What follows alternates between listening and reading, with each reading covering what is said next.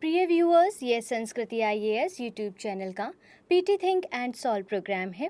इस प्रोग्राम के अंतर्गत प्रत्येक दिन यूपीएससी और स्टेट पीसीएस से संबंधित 5 प्रश्न व्याख्या सहित उत्तर के साथ दिए जाएंगे। हमें आशा है कि ये प्रोग्राम आपकी तैयारी में मददगार साबित होगा। तो चलिए शुरू करते हैं आज के अपने प्रश्नों को। निम्नलिखित कथनों पर विचार कीजिए।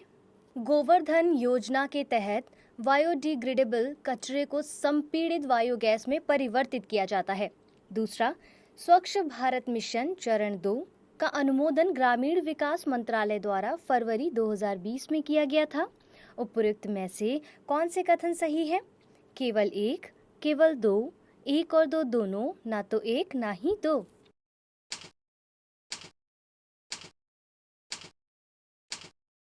क्या होगा इसका सही उत्तर, बताइए। Option A. व्याख्या से इसको और समझ लेते हैं। कोविड-19 महामारी के दौर में भी स्वच्छ भारत मिशन चरण 2 लगातार प्रगति कर रहा है। इसके तहत 1249 गांवों को ओडीएफ प्लस घोषित किया गया है। जल शक्ति मंत्रालय द्वारा स्वच्छ भारत मिशन चरण 2 को फरवरी 2020 में अनुमोदित किया गया था। यह चरण 1 की उपलब्धियों को स्थिरता प्रदान करने के साथ साथ ग्रामीण भारत में ठोस, तरल और प्लास्टिक अवशिष्ट प्रबंधन के लिए पर्याप्त सुविधाएं प्रदान करने पर जोर देता है। स्वच्छ भारत मिशन के भाग के रूप में व्यक्तिगत घरेलू शौचालय पहल, गोवर्धन योजना तथा स्वच्छ विद्यालय अभियान आदि योजनाएं चलाई जा रही हैं। व्यक्तिगत घरेलू शौचालय पहल के तहत व्यक्तियों को शौचालय के निर्माण के लिए लगभग 15,000 रुपए की राशि दी जाती है। गोवर्धन योजना का उद्देश्य बायोडिग्रेडेबल कचरे को संपीड़ित बायोगैस में परिवर्तित करके किसानों की आय में वृद्धि करना है। इसे जल शक्ति मंत्रालय द्वारा वर्ष 2018 में शुरू किया गया था।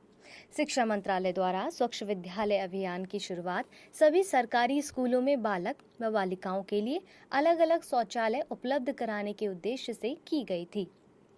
इस प्रकार कथन 1 सही है और जबकि कथन 2 गलत है और विकल्प ए इसका सही उत्तर होगा। दूसरे प्रश्न को ध्यान से देखिए। निम्नलिखित कथनों पर विचार कीजिए। ऑपरेशन पवन वर्ष 1987 में श्रीलंका में भारतीय शांति सेना की सहायता के लिए चलाया गया था तथा ऑपरेशन रेनबो वर्ष 2004 में आई सुनामी के पश्चात मानवीय सहायता प्रदान करने से संबंधित है। उपयुक्त में से कौन से कथन सही है? ए केवल एक, बी केवल दो, सी एक और दो दोनों, डी ना तो एक ना ही दो।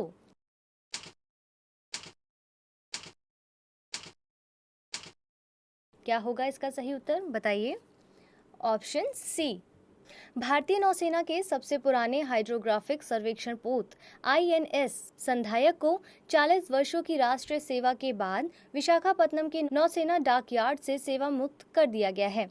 भारतीय नौसेना में अपनी 40 वर्षों की शानदार सेवा के दौरान आईएनएस संधायक ने 200 से अधिक प्रमुख हाइड्रोग्राफिक सर्वेक्षण किए हैं।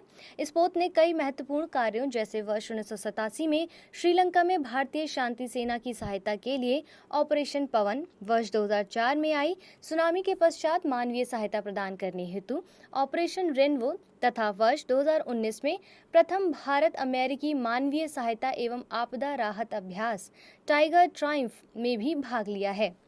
संधायक श्रेणी के सर्वेक्षण जहाज भारतीय नौसेना के लिए garden reach, ship builders and engineers, Kolkata तथा गोवा शिपयार्ड लिमिटेड, वास्को द्वारा निर्मित 8 जहाजों की एक श्रृंखला है। यह स्वदेशी रूप से डिजाइन और निर्मित अपनी श्रेणी का पहला जहाज है। इस प्रकार कथन 1 और 2 दोनों सही हैं और इसीलिए इसका विकल्प क्या था? इसका सही उत्तर क्या था? विकल्प सी। तीसरे प्रश्न को देखिए। समुद्री स्पॉट के संदर्भ में निम्नलिखित कथनों पर विचार कीजिए। यह धूसर या हरे रंग की चिपचिपी कीचड़ की एक पतली परत है जिसका निर्माण शैवालों में पोषक तत्वों की अधिकता के कारण होता है। वर्तमान में इसका सर्वाधिक प्रकोप तुर्की के मरमारा सागर में देखा गया है जो काला सागर को एजियन सागर से जोड़ता है। उपयुक्त में से कौन से कथन सही है? केवल एक, केवल दो, एक और दो दोनों, ना तो एक ना ही दो।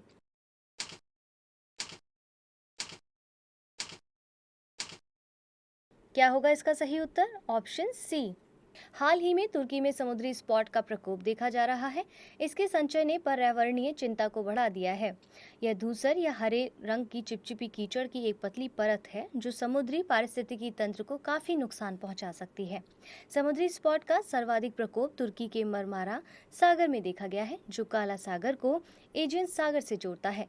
इस चिपचिपे पदार्थ को निकटवर्ती काला सागर तथा एजियन सागर में भी देखा गया है। समुद्री स्पॉट का निर्माण शैवालों में पोषक तत्वों की अधिकता के कारण होता है। शैवालों में पोषक तत्वों की अधिकता जल प्रदूषण, वैश्विक ऊष्मन, घरेलू तथा औद्योगिक कचरे के समुद्र में निष्कासन आदि से समुद्र की सतह में होने वाला तापमान परिवर्तन के कारण ही होती है। इस प्रकार कथन 1 और 2 दोनों सही है और इसलिए इसका सही विकल्प होगा ऑप्शन सी। आज के अपने चौथे प्रश्न को देखते हैं। इंटरपोल के संदर्भ में निम्नलिखित कथनों पर विचार कीजिए। यह एक स्वतंत्र अंतर्राष्ट्रीय संगठन है जिसका मुख्यालय फ्रांस के लियोन में अवस्थित है। दूसरा, यह संगठन सीमा पार आतंकवाद, तस्करी तथा अन्य अपराधों के विरुद्ध पुलिस सहयोग की सुविधा प्रदान करता है। उपयुक्त में से कौन से कथन सही हैं? केवल 1, केवल 2, 1 और 2 दोनों, ना तो 1 ना ही 2।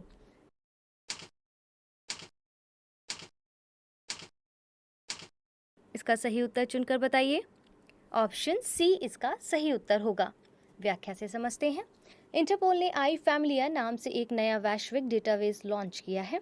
यह परिवार के सदस्यों के डीएनए परीक्षण के माध्यम से विश्व भर में लापता या अज्ञात व्यक्तियों की पहचान करने में सक्षम है तथा यह जटिल मामलों को सुलझाने में पुलिस की मदद कर सकता है। अंतर्राष्ट्रीय पुलिस संगठन को इंटरपोल के नाम से जाना जाता है। यह अंतर्राष्ट्रीय संगठन सीमा पार आतंकवाद, तस्करी तथा अन्य अपराधों के विरुद्ध अंतर्राष्ट्रीय पुलिस सहयोग की सुविधा प्रदान करता है। इनमें 194 सदस्य देश शामिल हैं जो इसे विश्व का सबसे बड़ा पुलिस संगठन बनाते हैं। फिलिस्तीन राज्य इसका सदस्य है। इंटरपोल की गतिविधियों के संबंध में सभी निर्णय महासभा द्वारा किए जाते हैं जो इसकी सर्वोच्च शासी निकाय है। इसकी बैठक वार्षिक आधार पर होती है। यह संयुक्त राष्ट्र प्रणाली की इकाई या भाग नहीं है, बल्कि यह एक स्वतंत्र अंतर्राष्ट्रीय संगठन है जिसकी स्थापना वर्ष 1923 में की गई थी। इसका मुख्यालय फ्रांस के लियोन में अवस्थित है। प्रत्येक देश में एक राष्ट्रीय केंद्रीय ब्यूरो इंटरपोल की मेजबान करता है जो राष्ट्रीय पुलिस को वैश्विक नेटवर्क से जोड़ता है। भारत में यह कार्य सीबीआई द्वारा किया जाता है। इस प्रकार कथन 1 और 2 दोनों सही हैं और इसका सही उत्तर क्या था? Option C. आज के अपने अंतिम प्रश्न को देख लेते हैं। यूनटैब योजना किस राज्य या केंद्र शासित प्रदेश में प्रारंभ की गई है? उत्तर प्रदेश, लद्दाख, केरल या चंडीगढ़?